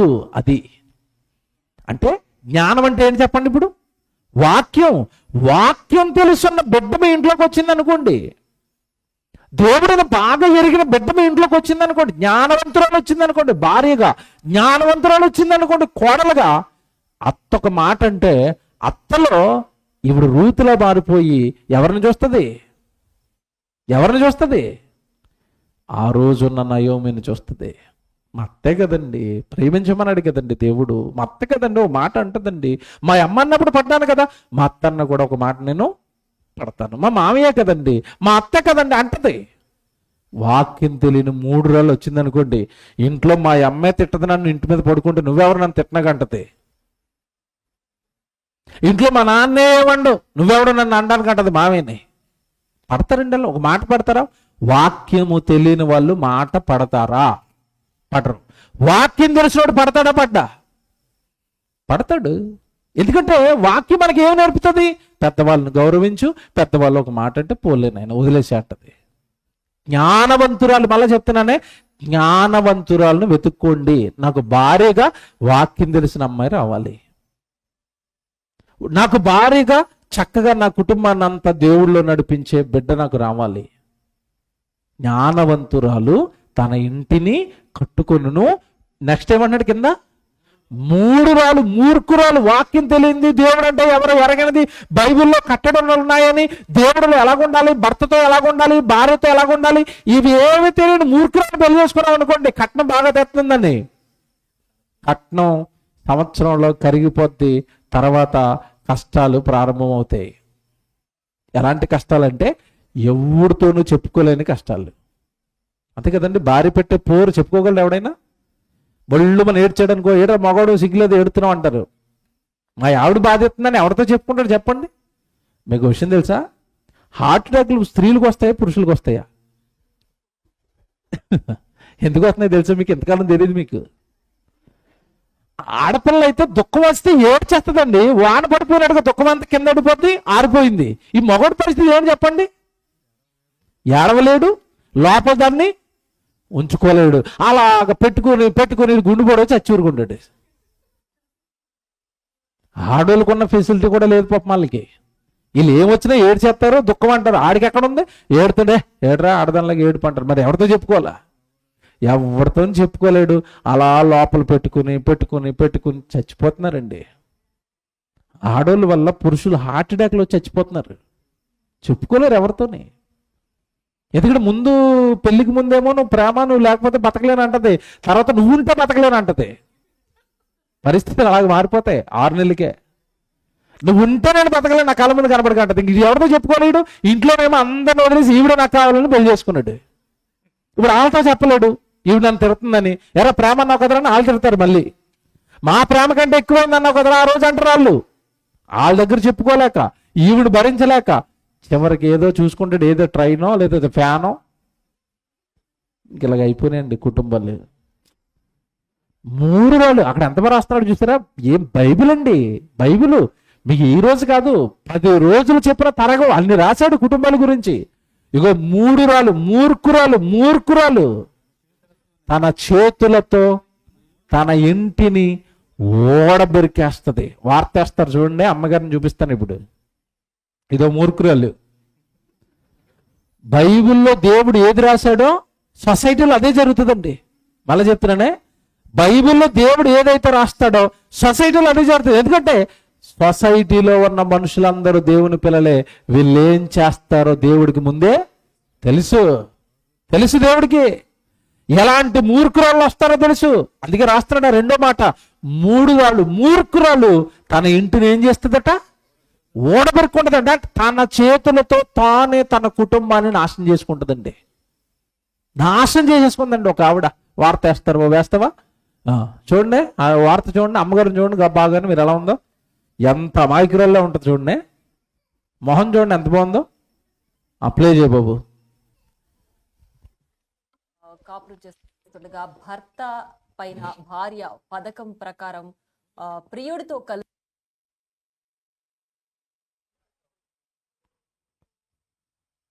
కాపురం చేస్తుండగా భర్త పైన భార్య పథకం ప్రకారం ప్రియుడితో కలిసి ఒక స్కెచ్ చేసి మరి భర్తను అతి కిరాతకంగా చంపేసింది. తన వివాహేతర సంబంధానికి అడ్డొస్తున్నాడని గ్రహించిన భార్య భర్తపై ఒక పథకం ప్రకారం ప్రియుడితో కలిసి హత్య చేయించింది. సో ఈ విషయాలు అసలు ఆ వివాహేతర సంబంధం భర్తకి తెలిసి వాళ్ళకి అడ్డొస్తున్నాడని భావించిన భార్య మణెమ్మ, తిరుపతి వీళ్ళిద్దరు భార్య భర్తలు. అయితే ఈ మణెమ్మ అనే వ్యక్తికి లింబాద్రితో వివాహేతర సంబంధం ఏర్పడింది. అయితే ఈ వివాహేతర సంబంధం భర్తకి తెలిసి దానికి అడ్డొస్తాడేమో అని గ్రహించిన మణెమ్మ పథకం ప్రకారం ప్రియుడితో కలిసి భర్తని మద్యం తాగించి ఆ తర్వాత జిల్లా సరిహద్దుల్లోకి తీసుకెళ్లి ఉరివేసి ఆ తర్వాత చంపేశారు. అలాగే చనిపోయిన తర్వాత ఎముకల్ని కాల్చేశారు. సో ఇంతటి దారుణ ఘటన నిజామాబాద్ జిల్లాలో విస్తుపోయేలా చేసింది అక్కడి స్థానికుల్ని. అయితే తిరుపతి మిస్సింగ్ అనే కేసు, తిరుపతి కుటుంబ సభ్యులు పోలీస్ స్టేషన్ లో కేసు ఫైల్ చేయడంతో ఈ ఘటన వెలుగు చూసింది. అసలు తిరుపతి మిస్ అయ్యాడని అతని కుటుంబ సభ్యులు ఫిర్యాదు చేయగా పోలీసులు దర్యాప్తు చేయడంతో మొత్తం వ్యవహారం వెలుగులోకి వచ్చింది. దీనికి సంబంధించి పూర్తి డీటెయిల్స్ అందించడానికి మా ప్రతినిధి నిజామాబాద్ నుంచి సిద్ధంగా ఉన్నారు. అలాగే నిజామాబాద్ లో ఇలాంటి లైట్ చేసేయండి బాబు, పూర్తి వివరాలు వద్దు మాకు, మేము బైబిల్ నేర్చుకోవాలి. ఏమంటే వార్త మీకు అర్థమైందా? వార్త అర్థమైందా? ఇప్పుడు సామెతల గ్రంథం 14వ అధ్యాయము ఆ 2వ లైన్ ఎవరి కోసం రాశాడు? ఇప్పుడు సామెతల గ్రంథం 14వ అధ్యాయంలో 2వ వచనం ఈవిడేనా? ఈవిడే. ఎందుకు? ఇది మూర్ఖురాలు కదండి. భర్తను జాగ్రత్తగా వినాలి. భర్తను మద్యం తాగించి ఊర్లో చివరికి నిర్మానుష్యమైన ప్రాంతం, ఎవరు మనుషులు రాని ప్రాంతానికి తీసుకెళ్ళి ఆ మద్యం తాగేసిన అతన్ని చంపేసి ఊరేసి చంపేసి ఆ వార్త ఎవరికి తెలియకుండా ఏమండి చివరికి ఆ ఎముకలన్నీ కాల్చేసిందట. ఎంత ధైర్యం అండి భర్తను చంపుకోవడానికి! ఎంత ధైర్యం అండి తన కుటుంబాన్ని తను అలాగ నాశనం చేసుకోవడానికి! ఇప్పుడు ఇలాంటి వార్తలు మనం చూస్తున్నప్పుడు సొసైటీ ఎందుకు ఇలాగైపోతుంది అని మీరు అనుకున్నప్పుడు మీరు వార్త చూసిన వెంటనే బైబిల్ చదువుకోవాలా. మళ్ళీ చెప్తున్నాను, మీరు టీవీలో ఏ వార్తనే చూడండి, వెంటనే బైబిల్ చదవండి, అది బైబిల్లో ఉంటుంది. ఇలాగ ఉంటారని దేవుడు ముందే చెప్పాడండి. వీళ్ళు ఉరులేసేస్తారని. మొన్న మధ్యకాలంలో ఇంకో వార్త సేమ్ ఇదే కేటగిరీ, ఇంకా అవన్నీ చూపిస్తే టైం అయిపోద్ది, చెప్తాను మీకు జాగ్రత్తగా వినండి. అతను భర్త అండి పాపం సింగపూర్ వెళ్ళాడు ఉద్యోగం చేయడానికి. భార్యను చక్కగా చూసుకోవాలి, మేము త్వరగా సెటిల్ అవ్వాలి, మేము ఏదో ఇల్లు కట్టుకోవాలి, ఈవిని కొంచెం హ్యాపీగా ఉంచాలి, లోకల్లో పనిచేస్తే తక్కువ జీతం వస్తుందని సింగపూర్ వెళ్ళాడు ఉద్యోగం చేయడానికి. ఉద్యోగానికి వెళ్ళండి ఆవిడికి మంచి మంచి చీరలు కొన్నాడు, ఆవిడికి మంచి మంచి బట్టలు కొన్నాడు. చీరలు బట్టలు ఆవిడకి ఇష్టమైన వస్తువులన్నీ కొని, నేను వస్తున్నానని చెప్తే మామూలుగా ఉంటుంది, సర్ప్రైజ్ ఇవ్వాలి ఆవిడికి. చెప్పకుండా వెళ్ళిపోయి ఈ గిఫ్ట్లన్నీ ఆవిడ ముందు పెట్టి నా భార్య కాలంలో సంతోషం చూడాలనుకున్నాడు అమాయకుడు పాపం. అన్ని కొనేసాడండి, లగేజ్ అయింది, ప్యాకింగ్ చేసుకున్నాడు, సింగపూర్ నుంచి వచ్చేసాడు. చెప్పకుండా సడన్గా ఇంటికి వస్తాడు. ఇంటికి వచ్చేసరికి అమ్మగారి ఇంట్లో ఇంకొకడు ఉన్నాడు, ఇద్దరు ఉన్నారు, అక్రమ సంబంధం. డైరెక్ట్గా కల్లారా చూపిస్తాడు. చూసేసరికి తిట్టాడు, బాధపడ్డాడు, ఏడ్చాడు. నీకోసం కదమ్మా జీవితాన్ని అంత త్యాగం చేసి ఆ ఊర్లకు పోయి, చూడు నీకు ఎన్ని కొనుక్కొచ్చానో, నువ్వంటే ఇష్టం మీద కదా నిన్ను వదిలేసి అక్కడికి వెళ్ళాను, నువ్వేంటి నన్ను ఎంత మోసం చేసావు, నేరం చేసావు అంటే ఏం చేసింది తెలుసండి? అంతలాగా పాపం కష్టపడుతున్నప్పుడు జాలి కలగాలి, భర్త మీద ప్రేమ కలగాలి. ఏం చేసిందో తెలుసండి? ప్రియుడిని అక్కడే ఉంచింది, మాట్లాడినిచ్చండి. వీళ్ళిద్దరూ కలిసిండి అతని మీద దాడి చేసి చంపేశారు. భర్తను చంపేసిందండి. చంపేసి ఏం చేసింది తెలుసా? ఇంత పిల్లండి, చిన్న పిల్ల ఉంది వాడికి, వాళ్ళిద్దరికి చిన్న పిల్ల ఉంది. ఆ పిల్ల చూస్తుండగా చంపేశారు వాళ్ళ నాన్నని. చూస్తుండగా చంపేసి ఇతను ఎలాగో మరి ఈ దేశంలో లేడని అందరికీ తెలిసి సడన్గా వచ్చాడు కదా, అక్కడే ఉండిపోయాడని అనుకుంటారని, చచ్చిపోయాడని ఎవరికి తెలియకుండా ఉండడానికి ఏం చేశారంటే వీళ్ళిద్దరు కలిసి తెలివిగా నీళ్లు పట్టుకునే డ్రమ్ములు ఉంటాయి కదండి, బ్లూ కలర్ డ్రమ్ములు, వాటర్ పట్టుకునే డ్రమ్ము, శవాన్ని ఆ డ్రమ్ములో కింద వేసేసండి, పైన సిమెంట్ చేసేసారు. సిమెంట్ ఇసుక కలిపి శవాన్ని లోపల కూరేసండి, పైన సిమెంట్ ఇసుక వేసి మొత్తం డబ్బాని ప్లాస్టింగ్ చేసేసారు. ఇదంతా చేయటం ఈ చిన్నపిల్ల చూస్తుంది. పిల్ల ఆడుకుంటుంది కదండి, బయటికి వెళ్ళి పిల్లలతో ఆడుకుంటా అక్కడ ఉన్న వాళ్ళు అందరితో అంటుంది, మా నాన్న డ్రమ్ములో దాక్కున్నాడు అంటుంది. చిన్నపిల్ల కదండి, దానికి ఏం తెలియదు కదా, చంపేసి పెట్టారని. మా నాన్న డ్రమ్ములో దాక్కున్నాడు అంటే, మీ నాన్న మలేషియాలో కదా ఉన్నాడు అంటే, లేదు మా నాన్న వచ్చాడు డ్రమ్ములో దాక్కున్నాడు అంటుంది. ఈరోజు వాళ్ళ అమ్మ నాన్నలకు డౌట్ వచ్చింది, ఫోన్లు చేస్తుంటే ఎత్తటం లేదు, ఏమైపోయాడని పోలీస్ స్టేషన్లో కేసు పెడితే పోలీసు వాళ్ళు ఇంటికి వచ్చేసరికి పిల్ల అంటుంది మా నాన్న డ్రమ్ములో ఉన్నాడు అంటుంది. అప్పుడు అది పగలు కొడితే శవమై ఉన్నాడండి. ఏంటి దారుణాలు ఏంటండి, ఇలా ఉందేంటి సమాజం అంటే? అదిగో మింద మీరు చదువుకున్న మాట, మూర్ఖురాలు తన ఇంటిని ఏం చేస్తుంది? పెరిగేసుకుంటుంది. తన కుటుంబాన్ని తన ఏ చేతులారా అక్రమ సంబంధాల కోసం, ఆస్తుల కోసం. ఏంటి ఈరోజు భర్తను చంపుకుంటారా? ఎవరనుకుంటున్నా భర్త అంటే? చెప్తాను ఇప్పుడు, బైబిల్ జాగ్రత్తగా వినాలా. ఎవరనుకుంటున్నా భార్య అంటే చంపేయడానికి? భర్తను చంపేస్తాను, భార్యను చంపేస్తాను అంటే మిమ్మల్ని ఇద్దరిని భార్యగా భర్తగా మార్చిన దేవుడు తాట తీసేస్తాడు పట్టుకుని. తెలీదు ఎవరికిది, ఇది ఎవరికి తెలీదండి. దేవుడు ఏమన్నాడు తెలుసా బైబిల్లో? బైబిల్ తీయండి ఇప్పుడు, మత్తయి సువార్త 19వ అధ్యాయం. యేసుప్రభు ఏమంటున్నాడో భార్యను గురించి, భర్తను గురించి యేసుప్రభు ఏమంటున్నాడో మీరు చూడాలి. 19వ అధ్యాయం 6వ వచనం. మత్తయి సువార్త 19వ అధ్యాయం 6వ వచనం ఉండి, కాబట్టి వారిద్దరూ వారికను ఇద్దరు కాక ఏక శరీరముగా ఉన్నారు కనుక. ఏమండి, పదమండలం చేయండి, మీరు చాలాసార్లు చదివారు, ఇక్కడ నిలబడతాను ఇప్పుడు నేను. దేవుడు జతపరిచిన వారిని మనుష్యుడు వేరు పరచకూడదు. ప్రతి పెళ్లిలో చదివిస్తారండి, ఇది చదివించారా? ఇక్కడ పెళ్ళై కూర్చొని మీ పెళ్ళిలో కూడా చదువుంటారు, ఇది చదివించారా? ఇప్పుడు కింద ఇక్కడ కూర్చొని పెళ్లికి సిద్ధపడుతున్నారు కదా, వీళ్ళ పెళ్లిలో కూడా చదివిస్తారు ఈ వచనం. ఏమని? దేవుడు జతపరిచిన వారిని మనుషుడు ఏం చేయకూడదు అంటే. ఇప్పుడు జాగ్రత్తగా వినాలా, నా వైపు చూడండి అందరూ. పెళ్ళైన వాళ్ళందరిని అడుగుతున్నాను, మీ ఇద్దరిని జతపరిచింది ఎవరు? దేవుడి సన్నిధిలో ఉన్నారు కాబట్టి ఇప్పుడు వచనం చూపించాను కాబట్టి ఇప్పుడు దేవుడు అంటున్నారు, నిన్న గొడవ అయ్యి ఉంటే మీ ఇంట్లో మీకు ఎవరు గుర్తొస్తారు చెప్పండి? మా అయ్యగారు తెచ్చారు సంబంధం, నిన్ను కాదు ముందు ఆయన అనాలంటది ఈవిడ. అంటదా అందా? నిజం చెప్పండి, మీరు అన్నారో లేదో చెప్పండి. అన్నారు. లేదంటే కొంతమంది పెళ్ళిళ్ళు పేరాలు తెస్తారు సంబంధం, ఆయన తన్నాలు పట్టుకుని ముందు అంటారు వీళ్ళు. అంటే వీళ్ళు ఏం ఆలోచిస్తున్నారంటే, మా ఇద్దరికి పెళ్లి చేసింది పెళ్ళిళ్ళు పేరయ్యా, మా ఇద్దరికి పెళ్లి చేసింది పాస్టర్ గారు, మా ఇద్దరికి పెళ్లి చేసింది అమ్మ నాన్నలు. కొంతమంది అమ్మ నాన్నలు చేసిన సంబంధం చూసుకున్నారు అనుకోండి, ఈవిడ అమ్మ మీద ఎగురుతూ ఉంటుంది, నాన్న మీద. మీరే వాడిని ఇచ్చి నా గొంతు కోసేసారు అంటది. మీరు బాగా వినండి బైబిల్. మీకు ఏం రాదు బైబిల్, మీకు తెలియదు. ఇలా మాట్లాడుతున్న వాళ్ళు ఎవరికి బైబిల్ తెలీదు.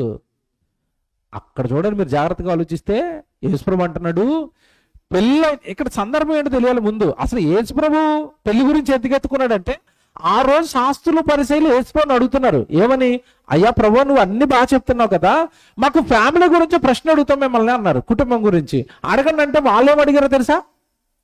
పెళ్ళైన తర్వాత భర్త భార్యకు విడాకులు వచ్చా అని అడిగారు. వాళ్ళు విడాకులు ఇచ్చేయచ్చా అని అడిగారు.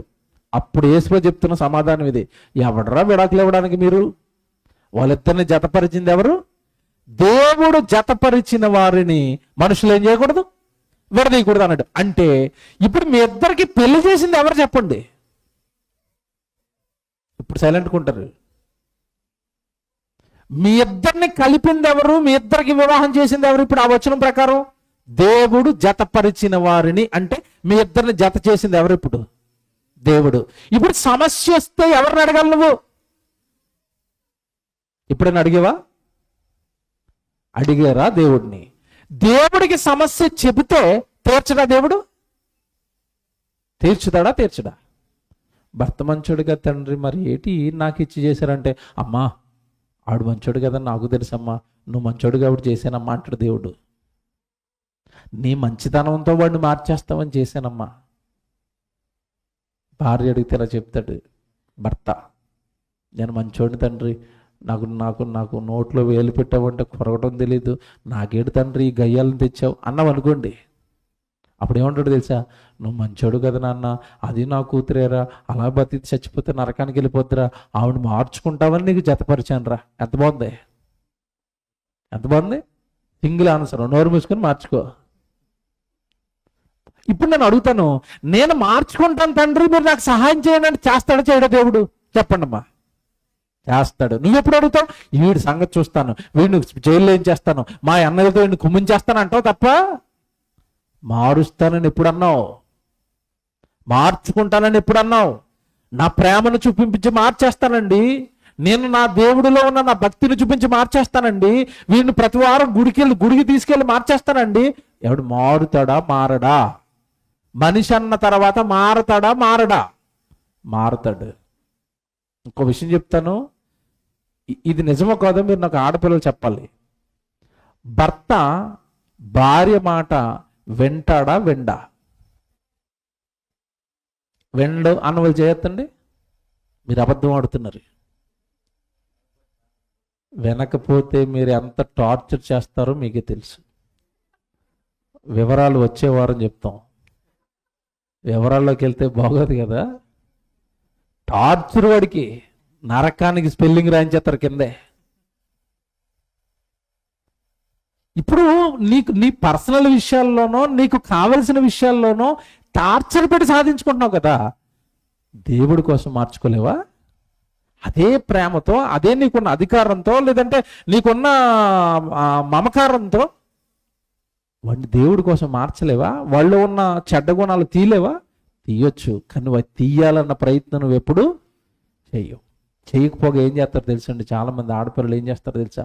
మా ఆయన మంచోడు కాదు, మా ఆయన మంచోడు కాదు, మా ఆయన మంచోడు కాదు. ఇంకంతే, ఇంక అత్తోళ్ళ ఇంట్లోనూ అదే ప్రచారం, అమ్మగారి ఇంట్లోనూ అదే ప్రచారం.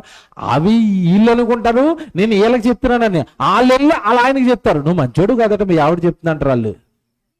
అప్పుడు ఈడేమెట్టుకుంటాడంటే లోపల, అమ్మ నీ నా ఇంట్లో ఉంటూ నా ఉప్పు తింటూ నా కోసం ఎలా ప్రచారం చేస్తావా, నిన్ను జీవితంలో నమ్మను క్షమించనంటాడు. మీ ఆయన మంచోడు కాకపోతే చెప్పాల్సింది మనుషులకు కాదు, ఎవరికి చెప్పాలి? దేవుడికి చెప్పు. నిజమే కదా? వారి ఇకను ఇద్దరు కాదు ఏక శరీరం అన్నాడు కదా. ఇప్పుడు నువ్వు భర్తను నువ్వు తక్కువ చేసుకుంటే ఎవరిని తక్కువ చేసుకుంటున్నావు? నిన్నే. ఇప్పుడు నేను భార్యను తక్కువ చేసుకుంటే ఎవరిని తక్కువ చేసుకుంటాను? నన్నే. ఎందుకంటే మేము ఇద్దరమా ఒకరమా? ఇద్దరు ఒకటన్నప్పుడు ఒకరి గురించి ఒకరు తప్పుడుగా ప్రచారం చేసుకోవచ్చా? మీరు చెప్పండి. నా భర్త మంచోడు కాదని బుద్ధిహీనంగా నువ్వు మాట్లాడుతున్నావు, నీ గురించి నువ్వే సులకం చేసుకుంటున్నావు అందరికీ. వాళ్ళిద్దరు వాళ్ళు మంచోళ్ళు కదండి, భర్త మంచోడు కాదు అని నువ్వు ప్రచారం చేసినంత మాత్రాన సమాజం నిన్నేదో గొప్పతనం అనుకుంటుంది అనుకుంటున్నావేమో. కాదు, మీ ఇద్దరిని ఏకగాటి కట్టేసి వాళ్ళిద్దరు మంచోళ్ళు కాదంటారు వాళ్ళు. తెలుసా మీకు? కనుక బైబిల్ అండి, ఏం బైబిల్ అండి. దేవుడు జతపరిచాడు అంటే భర్తను చూడగానే నీకేం గుర్తు రావాలా? ఏం గుర్తు రావాలి? ఈయనను దేవుడు నాకు జతపరిచాడు. భార్యను చూడగానే నీకేం గుర్తు రావాలా? ఈవిడను దేవుడు నాకు జతపరిచాడు. మమ్మల్ని ఇద్దరిని కలిపింది దేవుడైనప్పుడు మేమిద్దరము కలిసి ఆలోచించవలసింది ఎవరి కోసం? ఏమన్నా నేను మాట్లాడుతానండి. భార్య భర్తల మధ్యలో గొడవ వచ్చినప్పుడు కూర్చొని బైబిల్ చదువుకుందాం అంటే గొడవ ఉంటుందా పోతుందా మీరు చెప్పాలా? బైబిల్ చదువుతారా? ఏమన్నా మన ఇద్దరి మధ్యలో గొడవ వచ్చింది కదండి, ఇంక గొడవ వదిలేద్దాం, రండి ఇద్దరు కూర్చొని ప్రార్థన చేసుకుందాం అని ఇద్దరు మోకాలు వేసి దేవా మమ్మల్ని క్షమించండి గొడవ వేసుకున్నామని. ఇలాగ గొడవ వచ్చినా ఆనందం వచ్చినా సంతోషం వచ్చినా కుటుంబంలో భార్య భర్త ఇద్దరు దేవుడు దేవుడు దేవుడు అంటుంటే ఎప్పుడు బాగుంటుంది? బాగోదు? కుటుంబం బాగుంటుంది. ఈ సిచ్యువేషన్ చూస్తున్న పిల్లల్లో ఎలాగుంటుంది? ఏటోనండి మా అమ్మ నాన్నలు సంతోషం వచ్చినా దేవుడే అంటారు, బాధ వచ్చినా దేవుడే అంటారు. మేము కూడా ఎవరిలో ఉండాలి? దేవుళ్ళో ఉండాలి. మనల్ని చూసి వాడు మోకాలు లేడండి మన దగ్గరకు వచ్చి వేస్తాడు.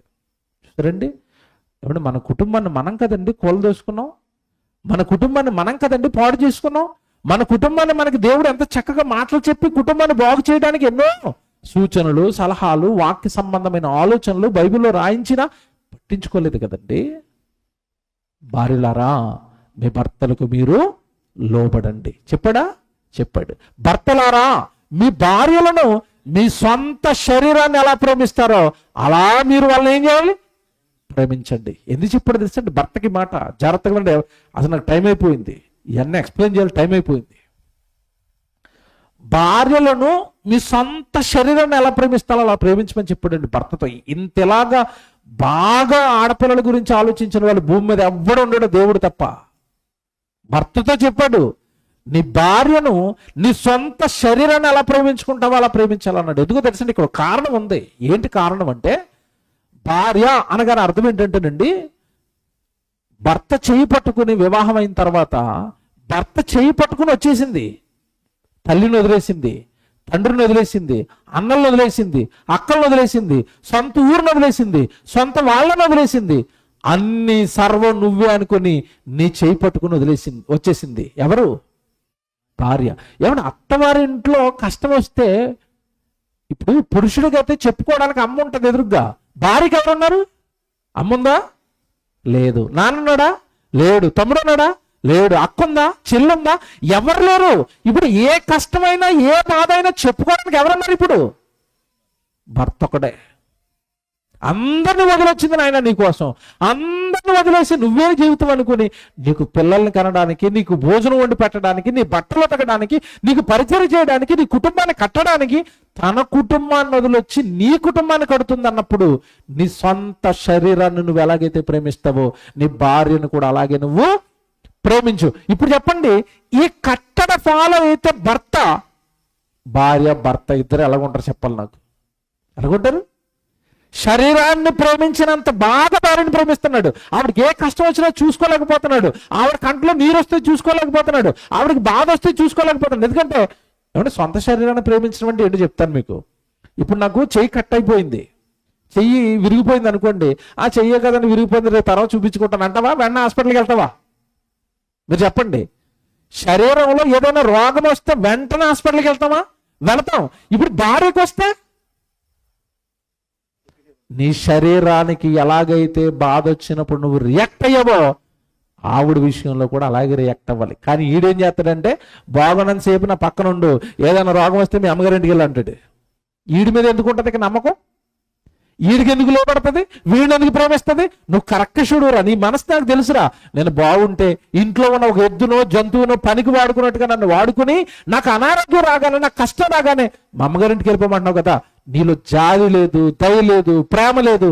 నీకు నేను లోపడను అంటది భార్య. నువ్వు ప్రేమిస్తే ఎందుకు లోపడదండి? ప్రేమిస్తుంటే జంతువులే లోపడుతున్నాయి. ప్రేమిస్తుంటే పెద్ద పెద్ద ఏమైనా కూర మృగాలే ప్రేమకు లోపడి మనుషులు పాదాల దగ్గర ఉంటున్నాయి. సింహాలతో ఆటాడుకుంటున్నారు, చూడలేదు మీరు వీడియోలు? సింహంలో పడుతుందండి, ఏనుగులో పడుతుందండి, క్రూర జంతువుల్లో పడుతున్నప్పుడు భార్య ఎందుకు లోపడదు? లోపడుతుంది. నువ్వు దేవుడు నీకు ఇచ్చిన కట్టడ పాటించు. ఏంటి కట్టడ? నీ సొంత శరీరాన్ని ఎలాగైతే ప్రేమిస్తావో అలా భార్యను ప్రేమిస్తే, ప్రేమించే భర్తను ఏ భార్య అంటే వదులుకుంటది? ఎవరో మురుకురాలు ఉంటారు ఎక్కడో. కానీ వాక్య సంబంధమైన ప్రేమను చూపిస్తున్న ఏ భర్తను భార్య వదులుకోదు, చంపుకోదు. ఇక్కడ ప్రాబ్లం ఏం జరిగిందంటే, భార్యలను భర్తలు ప్రేమించాలి అన్న కట్టడ ఉంది, వాడు ఆ కట్టడ మీరాడు. భార్య నీ భర్తకు నువ్వు లోబడాలి అన్న కట్టడి ఈవిడికి ఉంది, ఈవిడ ఆ కట్టడిని ఏం చేసింది? మీరింది. ఇప్పుడు కుటుంబం ఏమైంది చెప్పండి? కూలిపోయింది. శాంతి లేదు, ఆనందం లేదు, సంతోషం లేదు. ఇంకా కొన్ని సందర్భాల్లో ఏమంటారంటే, భర్తలండి భార్యల మాట ఎక్కువగా వినరు. ఎందుకంటే నువ్వు స్త్రీవి, నీకేమీ తెలీదు. బైబిల్లో నీ భార్య మాట నువ్వు వినాలి అన్నాడు. ఇది చాలా మందికి తెలీదు. ఎవరితో అన్నాడు తెలిసి ఈ మాట? అబ్రహాముతో అన్నాడు దేవుడు. తెలుసా మీకు? బైబిల్లో అబ్రహాముకి శారాముకి గొడవ వచ్చింది. ఏం గొడవ వచ్చింది అంటే, ఇస్మాయిల్ విషయంలో గొడవ. ఇస్సాకు పుట్టాడు. ఇస్సాకు పుట్టిన తర్వాత ఇస్మాయిలు ఇస్సాకును ఏడిపిస్తున్నాడు. శారం అంటుంది, అదిగో ఆ దాసికి పుట్టిన కొడుకు నా ఇంట్లో ఉండడానికి కుదరదు, నా సొంత కొడుకు ఇస్సాకును వాడు ఏడిపిస్తున్నాడు, నువ్వు నాకేం చేస్తావో తెలీదు, ఆ హాగరు ఇస్మాయిలు నా ఇంట్లోంచి వెళ్ళిపోవాలి, వెళ్ళగొట్టు అని గొడవ చేస్తుంది. ఎవరు? శారమ్మ. ఇప్పుడు అబ్రహాం గారి పరిస్థితి ఏంటంటే, అక్కడ ఆ ఇస్మాయిలు కొడుకే, ఇటు ఇస్సాకు కొడుకే. ఇప్పుడు ఆ కొడుకును బయటకు పంపంటుంది భార్య శారమ్మ. ఏం చేయాలో తెలియదంటే, నిజంగా అబ్రహాము ఏడుస్తున్నాడు. కొడుకు విషయంలో బాధపడిపోతున్నాడు, ఇస్మాయిల్ విషయంలో. ఏమంటే నిజంగా మళ్ళీ చెప్తున్నాను, మీరు భక్తులైతే, మీరు దేవుడికి లోబడే వాళ్ళైతే, మీరు రోజు చక్కగా బైబిల్ను నమ్ముకుని, బైబిల్లో ఉన్న దేవుడి మాటలు నమ్మి విశ్వసిస్తూ, సంఘాలకు వెళుతూ, దేవుడి వాక్యానికి లోబడుతూ, దేవుడి పని చేసేవారు గనక మీరైతే, మీ కుటుంబంలో కష్టం వస్తే వెంటనే దేవుడు ఆ కుటుంబ కష్టాన్ని తీర్చడానికి వస్తాడు. అబ్రహాం భక్తుడు. కష్టం వచ్చింది కుటుంబంలో, భార్య తిరగబడుతుంది, భార్య గొడవడుతుంది, అబ్రహాం ఏమో బాధపడుతున్నాడు, ఏమి దిక్కుతోచని పరిస్థితుల్లో ఉన్నాడు అబ్రహాం. ఇప్పుడు దేవుడు వచ్చి ఏమన్నాడు తెలుసండి అబ్రహాంతో? అబ్రహాము, ఈ విషయంలో నీ భార్య చెబుతున్న మాటే రైటు, నీవు నీ భార్య మాట వినవలెను అన్నాడు. ఇస్సాకు వలనైనదని సంతానం అనబడిన నేను వాగ్దానం ఇచ్చాను, ఆ కొడుకు నీ దగ్గర ఉండటమే కరెక్ట్. ఆవిడ చెప్తున్నది వాక్యానుసారంగా రైటే, ఆవిడ నీ దగ్గర ఉంచుకో అన్నాడు. ఆవిడ మాట విను అన్నాడు. ఇస్సాకు నీ దగ్గర ఉంచుకో, ఇస్మాయిలుని ఆవిడ చెప్తున్నట్టుగా బయటికి పంపించే అన్నాడు.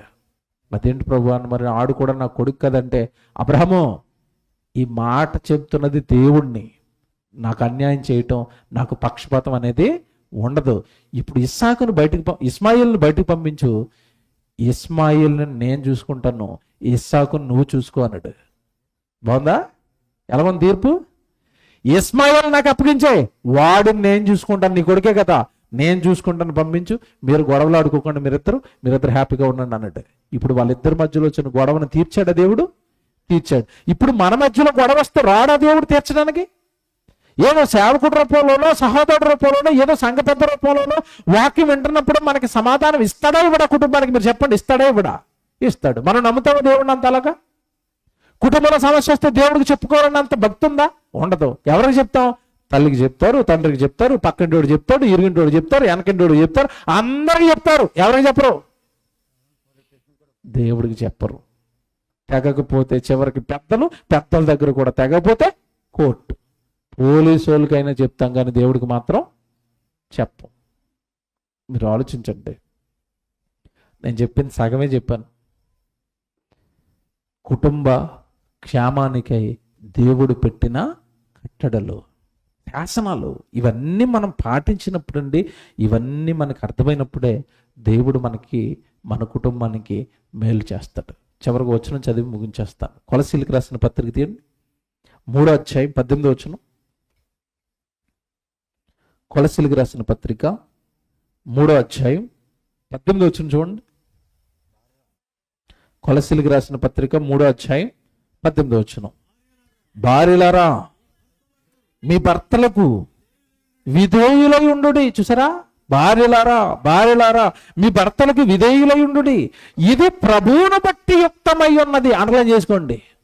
ఈ దేవుడి మాటటిది, మీరు మీ భర్తలకు లోబడి ఉండాలి అన్నదట ప్రభువును బట్టి యుక్తమై ఉన్నది. మీ ప్రభువు మీకు ఇచ్చిన కట్టడ శాసనం మీరు లోబడాల్సిందే. ఏమండి, ఇక్కడ మాట చెప్తాను. చాలా మందికి భర్తకు లోబడటం అనేసరికి చాలా మందికి లోపల ఉన్న ఒక చిన్న ఇబ్బంది ఏంటంటే, లోబడ్డానికి మేము ఏమన్నా బానిసలమా అంటారు. అంతేనా? ఇప్పుడు నవీన సమాజం ఏమంటుందంటే, మేమిద్దరం సమానమే.